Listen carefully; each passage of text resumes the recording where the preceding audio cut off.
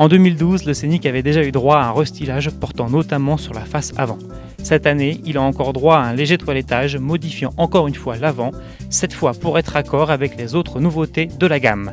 Mais surtout, il accueille sous son capot un nouveau bloc essence, un petit 1 litre de turbo de 130 chevaux. Ce dernier constitue la seule offre essence pour le Grand Scénic. Cette version TCE devient du coup le modèle d'accès à la gamme, tous les diesels étant plus chers. La finition Life situe quant à elle l'entrée de gamme du Grand Scénic.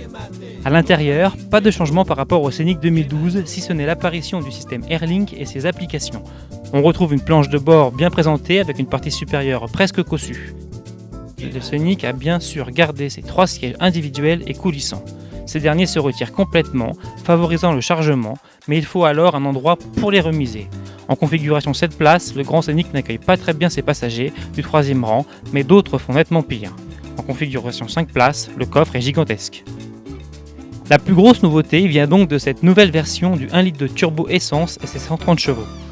Très discret et associé à un stop and start aussi rapide qu'efficace, ce petit bloc se montre à l'aise en toutes circonstances, même lors des relances à haute vitesse ou en charge. C'en est presque surprenant. Sa souplesse permet une conduite coolée agréable et au cas où, la commande de la boîte manuelle à 6 rapports bien placée ne pose pas de problème.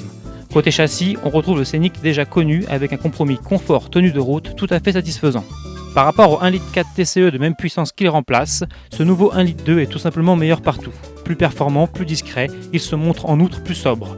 Le CO2 descend ainsi de 168 à 145 grammes par kilomètre selon Renault. Nous avons pour notre part mesuré 8 litres de moyenne, soit 0,7 litres de moins, un gain important. Du coup, vu l'agrément de conduite proposé, la différence de tarif à l'achat et l'appétit relativement contenu, on peut hésiter avec un Grand Scénic DCI 110, surtout si vous ne roulez pas beaucoup dans l'année.